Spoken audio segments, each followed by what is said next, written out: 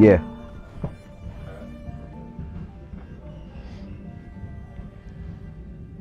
All right, so first question, what is exactly Rel Academy? Yes, I mean, this is basically, the way that I say it is like it's basketball school after school. So it's like a private school for basketball, you know? So we don't have any academics. That's gonna be something in the future that we do get, but it's really just a hub for all basketball development. So we try to make sure that we are the center of these kids' basketball development, but then they go on, you know, they still play on township teams, they play AAU teams or other things that they're gonna do, but we're able to be their home base to teach them the details of the game, to work on their individual game, work on, you know, understanding how to play, all of those things. But the structure is set up so you're basically, it's like private school. You know, you're almost like paying private school tuition. It's obviously much cheaper than a prep school or a private school out there, but our structure is like that. So these are, you know, I'm not gonna say all of our kids are basketball only, but most of them are basketball first. So, you know, they spend a lot of time here. It's just like school, you know, after school that they know they're gonna be here. And, you know, they get, it's part of their lifestyle is what it is. Who do you have working with you at the academy? Yeah, so it's, you know, myself and I started this thing on my own in 2013, and I was mainly just working with kids one-on-one. I had a teams for a couple years in there, but then I brought on, you know, my brother and Reese Mayberry. So Reese Mayberry played, he's one of my best friends, but he also played at Bethany College with me. We played together there. He was a very good player. And then my brother, Kyle Barton, he actually played baseball at West Liberty, which was down the street. You know, he played basketball in high school, but so it's us three. So we run it full time. You know, I of course do everything, you know, wear all the hats. And then, you know, the biggest value that those two bring is just the passion, the basketball passion. You of all people know better. You can't, what is the sideline gonna do for you? Nothing. And then you got them two big bodies, Houston and Kai, on the sideline with little you. Go to the middle. Hard work on three.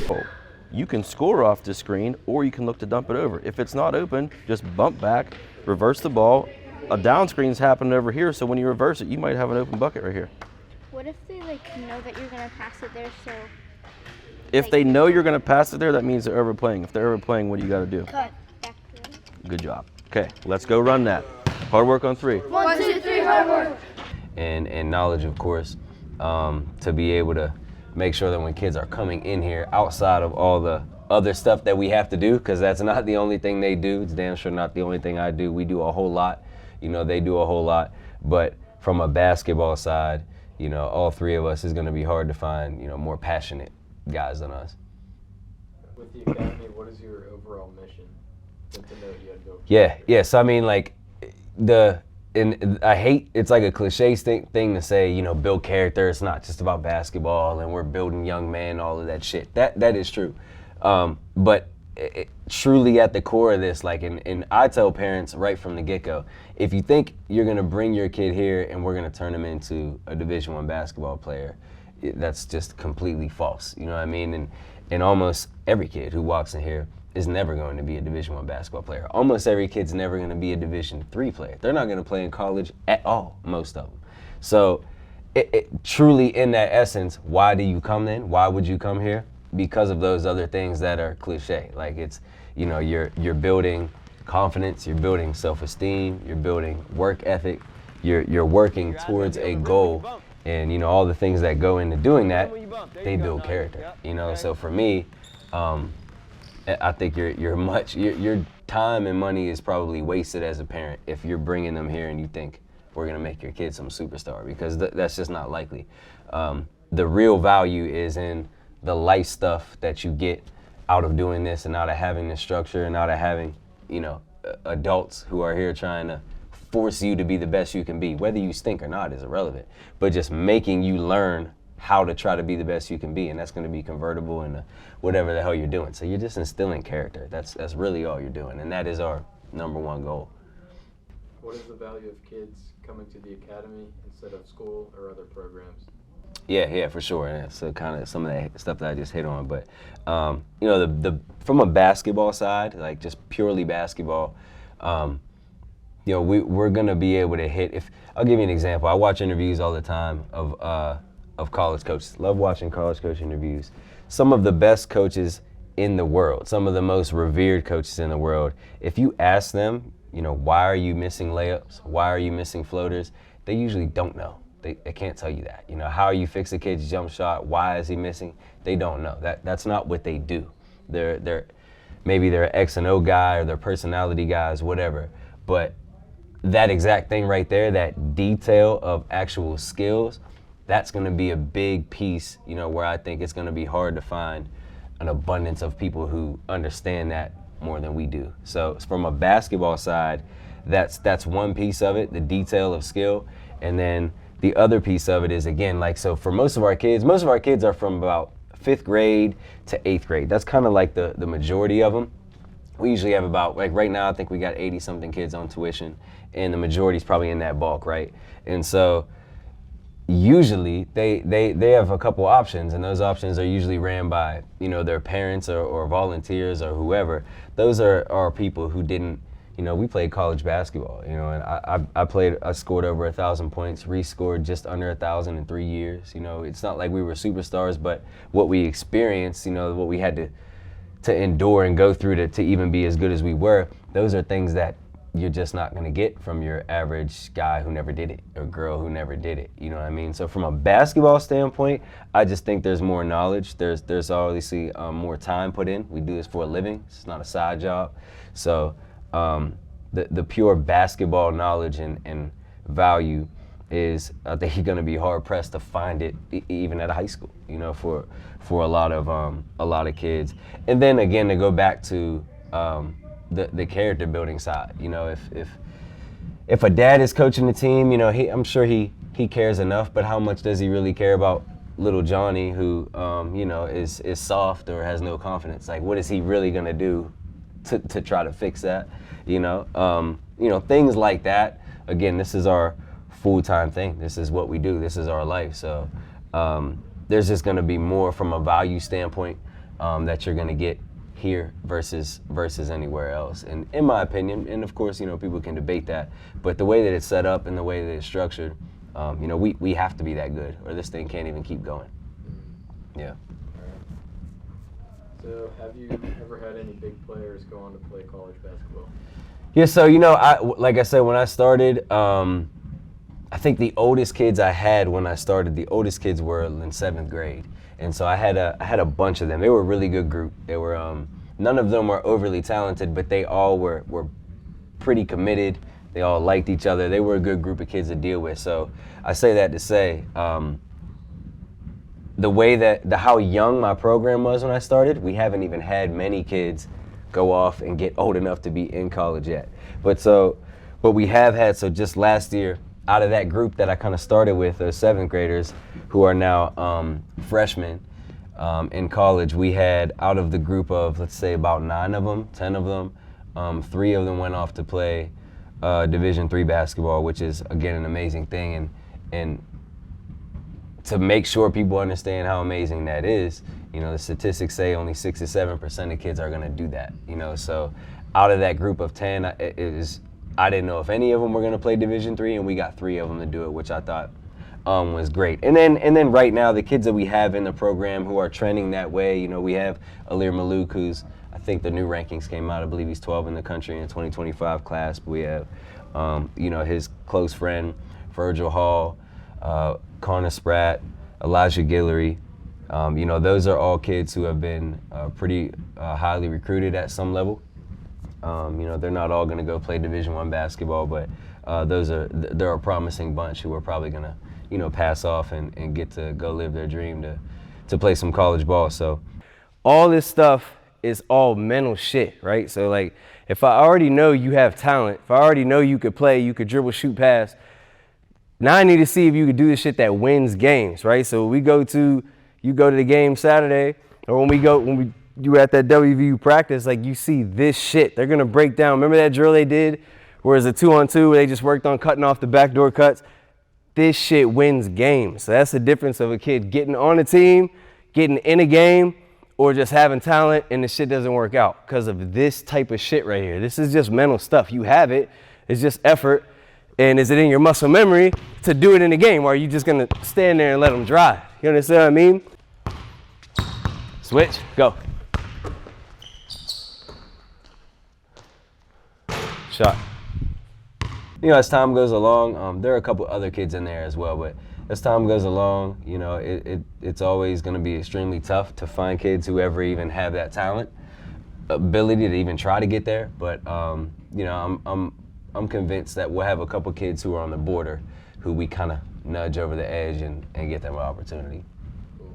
What have you been doing with Mount Lebanon high school basketball? Yeah. So in general, you know, I know Coach David, and he knows me even from my high school years. So all I've been doing is giving them tidbits, giving them a little bit of detail within the things that they do. And I see, you know, hey, these are like my core beliefs and core basketball concepts. So, you know, I watch what they have going on. I watch their offense, their defense, and I say, hey, where can my stuff that I believe in, where can I interject that to help and flow with what's going on? And Coach wants that. You know, Coach David asked me for that.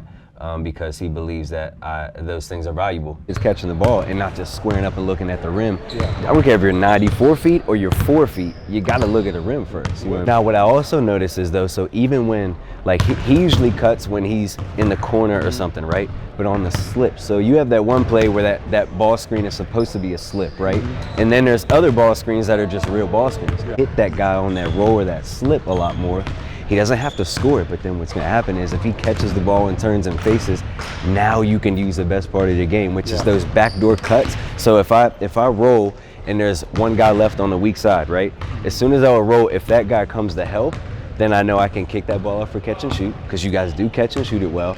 Or if he stays, that guy that he stayed with can backdoor cut, because he's gonna look at the ball because it's close to the rim now.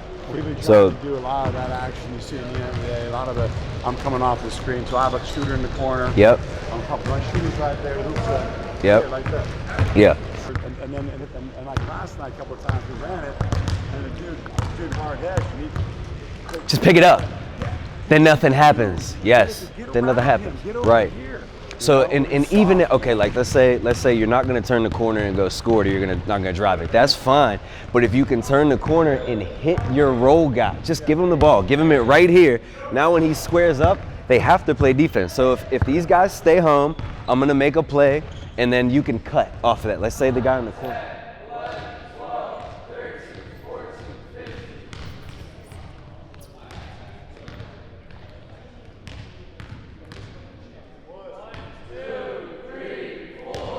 Coaches say the same thing to me. They'll call me out and talk about different things. They'll say, hey, man, isn't it a grind? Isn't it a grind? Aren't you tired? Don't you just hate being with your team right now? I said, no. This is why I coach. This is why we're here in June, July, and August. All right? We got 4 weeks, 5 weeks left in the season, 6 weeks, whatever. When's the championship? March. Let's say 6 weeks, whatever that may be. And now you think I'm going to get tired? Hell no. Got time to rest. Time to rest when it's all said and done. All right? No, he's just not there yet, man. He's scared. I can tell when he's in the game. He's nervous.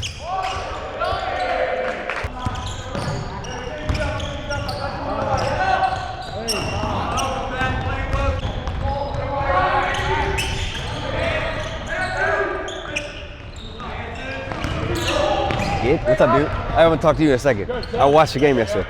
When you get it under the hoop and you're gonna go back up, extend that arm. You're leaving it so bent, so when you leave it bent, you're just pushing it out of there. Extend it so you drop it in the hoop, more like you're gonna dunk it. So I go all the way up and extend, and you could drop it in. If you do this, you're just tucking it out, so you can't control it. So if you're putting you in the game to go rebound a lot, that means you're gonna have a lot of opportunities to put it back up. You understand? So you want to be able to put them in. Don't just throw it back up there. Extend that arm, lock it out. Then you got a chance to put it back in the basket. Then you gotta keep you in. Got it? You just look like you're a little nervous. Are you a little nervous? Be honest.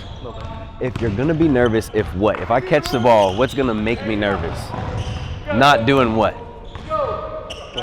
Huh? Not doing what? Not doing what? What's gonna? Looking to score? Not looking to score. It's like what he just said to me. He's like, Liam. He's like, he just keeps looking to give the ball up every time he gets it. And so, and it shows. Like you cut from the wing down the middle yesterday. You cut and then you fired a pass at the natty. Remember? And he dropped it. You remember? Yeah. First of all, you're wide open. Yeah. But the only way you would make a play like that, where you like make a nervous pass, is because you're just nervous and you're looking to get rid of it. Just look to score, dude. He ain't gonna fucking take you out of the game. He wants you to score. Yeah. You guys struggle to score. Your leading scorer was Brody yesterday. He had 12 fucking points. You know what I mean? Yeah. So he wants you to do that. So catch it, look at the rim first, try to make your play. Then you pass it when it's the right play. But you can't catch it and look to pass. You're gonna make bad plays. Yeah. All right? Oh, he's giving you the green light. It's like, coach, just throw right here. This is one of those things to me, when I hit that screen out here in that slip and I catch the ball right here, this is what I'm gonna do. I'm gonna take one dribble, get to 2 feet. Yep. If I can score, I can score, and then I make that read. Am I hitting a cutter or kicking it out? Hey, this is the exact thing. You know, this shit right here. Off the left. Go! You did. Your teammate said you're number one, right? You can do it. Let's go. Let's go, Mike. Go,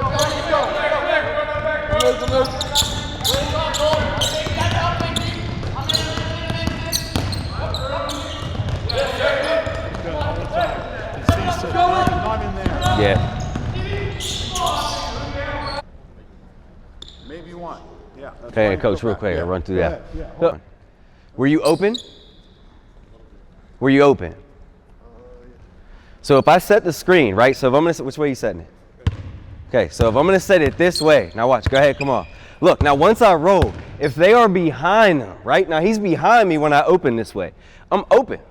Now if you don't trust him or you can't score the ball or he's somewhere you don't want the ball in the hand running down the lane, all right, don't give it to him. But, so if I watch the whole game, of yesterday, I watch any of your full games, every single time these screens are here, boom, they roll, he's right behind him and they never get the ball. Like raise your hand, one of you right now, raise your hand, who's gotten this screen and roll, caught it like this in the game in the last week, 2 weeks? But you do them every play. They're in every play, literally, almost every single play. Okay, look, go ahead. Now give him the basketball. He's open, give it to him. Now look, they got 2 options. So once he catches the ball in here, go ahead, give it to him and then just square up. So now we can do what we do best. If they don't help, obviously he's gonna be able to score. When they do, we have these kickouts. You guys literally just worked on getting to 2 feet and turn and pivot, right? He's wide open right now. If either any of these guys help, that ball gets kicked out. Right now, the play is for you to score or just turn and pivot and give it to him. Give it to him right now. Again, they have to do something. He's gonna pick him up. There's your catch and shoot. The most efficient part, the way that you guys play naturally, it looks like, is you cut and you score and you kick it out and you shoot. So all your ball screens, they're nothing but one-on-one plays when you don't hit the roller, because you get your screen, nothing happens, and then you hand it off to the next guy and he does the same thing. So when he's open, he doesn't have to score it. He could be 5'10". Just give him the ball. Give him to it right here, and then now they have to do something. An option is going to open. You understand? Don't force it in there, but when he rolls and he's wide open, just give him the ball, because then something easier is coming on the backside. You got it? The first thing, though, Nate, you came off. What did you do? What did you do when you came off the screen? Nate was the first, yeah. You never even looked. Has never looked. You never looked, right? You always got to check the roll, man. Okay, here we go. Let's go. On the screen, and I do this. Yeah. Yep.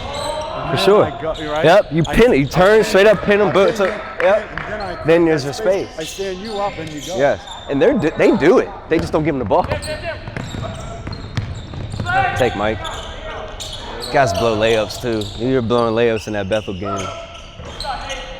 Who's up? The sub's going.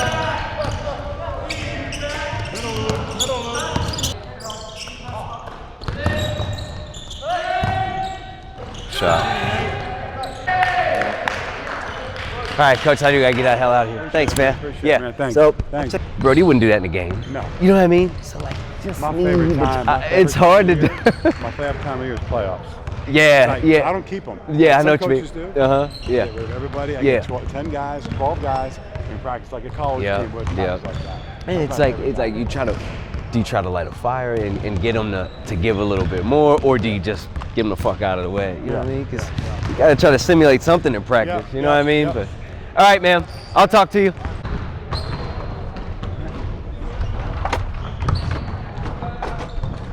Wait, that's all. So once they get, like, are there any in the office right now that still need to be printed that we didn't get to do? Yeah, but they're big as hell. No, but like, there's none of those youth ones or one of those ones that were put on your chair or anything? No, it's all adult larges, Okay. adult mediums. All right, so like, shit, like even for that, even for Nikhil, like he just got to take an adult, because it's like, well, Coach David, number one, he's been coaching at, I was at Bethel Park when he was still at Mount Lebanon, so, I know him from them, but, he respects my views on basketball and that, so, so I come up here, I help them every once in a while, I really break down their games, their game film, just give them little details about what they already do, right? It could be on ball screens, it could be on little rotations on defense, certain things. I don't try to change anything in what they do or anything. I let them do their thing, and then I throw some detail in there, and he really appreciates that. And he actually called me the other day. He said, "Hey man, he basically was saying, get your ass back up to the gym where you've been." So I come up to the gym, and again, like whatever we talked about, the things that I may give them in videos or whatever, I kind of come up and then try to implement that a little bit and take a second to show them verbatim what we were doing. But I mean, Coach David's a great dude. He's a basketball junkie. I think that's why, he has me come up here in the first place. That's why he reached out in the first place. He knows I'm a basketball junkie. So he's kind of different. He's one of the good ones as far as, Whippy basketball as a coach, because he lives it. He doesn't stop watching and all that shit. So we go good working together, and I want to be able to do this with any high schools. Any of these coaches who are that passionate about it. I love to help out and give my 2 cents. I don't know that I know any more than them or they know any more than me, but it's just about getting two people with the same mindset and trying to see if we can help this team win some games. So we'll go back to the gym, and then it'll be back to the regular scheduled programming with Rel Academy stuff. Okay, all right.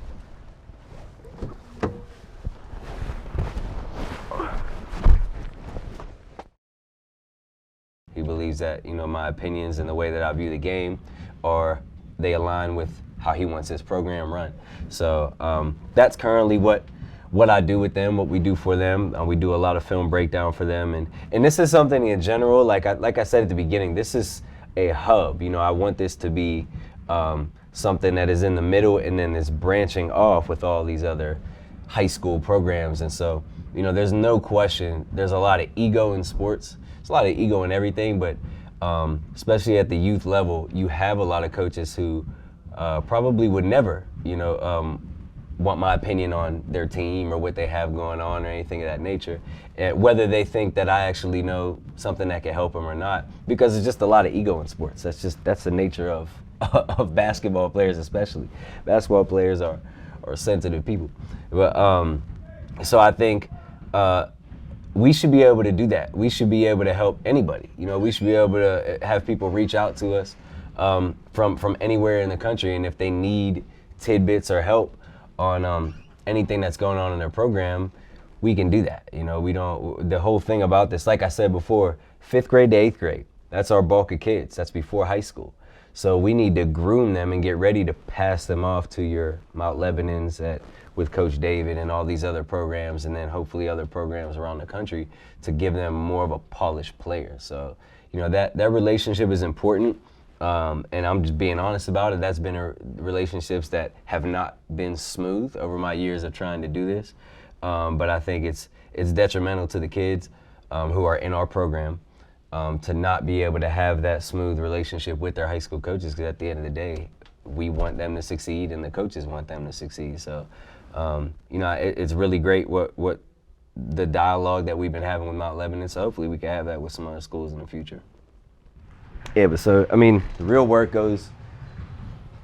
happens in the gym. I guess it's the most important work, but a big piece of my work is right in this piece of shit right here. And so, like, at the end of the day, I don't know if I'll ever be somebody who feels like they need, a luxury office or anything like that. I'm a get it out of the mud type of guy. So I don't give a fuck where we're at, but there's this, I spend probably more of, not even probably, no question, I spend the majority of my time in here because there's just so much to be done as far as running this as a business, but also just even being able to wrap your mind around, okay, like what needs to be done next, as far as basketball for the kids. That stuff never stops. So, but and then right from here into the gym, this gym was a complete warehouse, just shitty warehouse, and was really a baseball facility that was used by my dad and his program for a year or two, and then over time, we're able to make it look like a basketball gym. And so it's a little space, but we do everything we need to do out of here, make this thing work.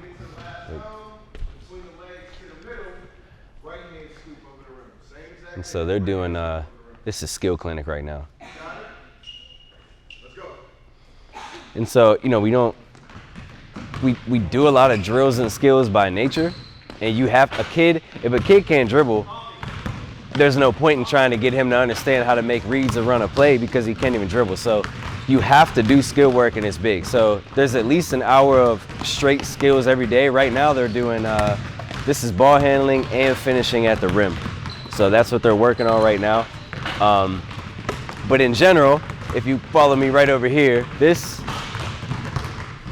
kind of gives us an idea how we're gonna structure sessions. So, right now in the winter season, every season, the structure of the sessions change a little bit because we try to tailor it to what they need during that time of the year. So right now we have skill clinics, team practices, IQ classes, and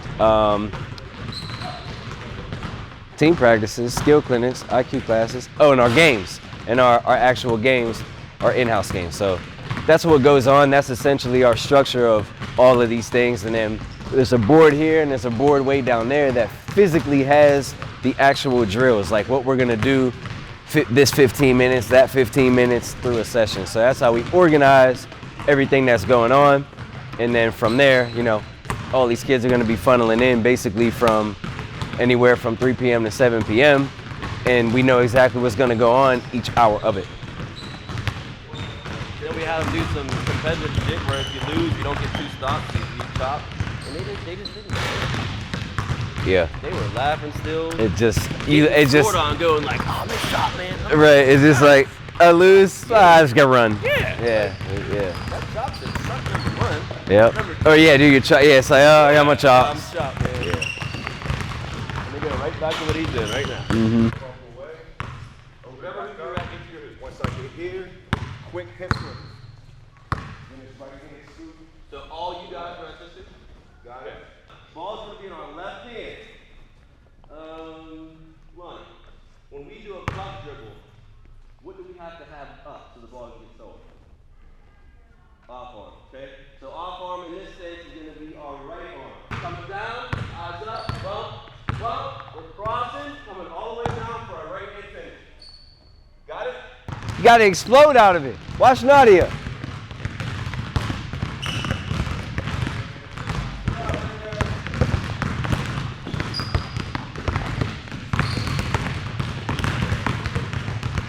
Get your arm up, Trey. Make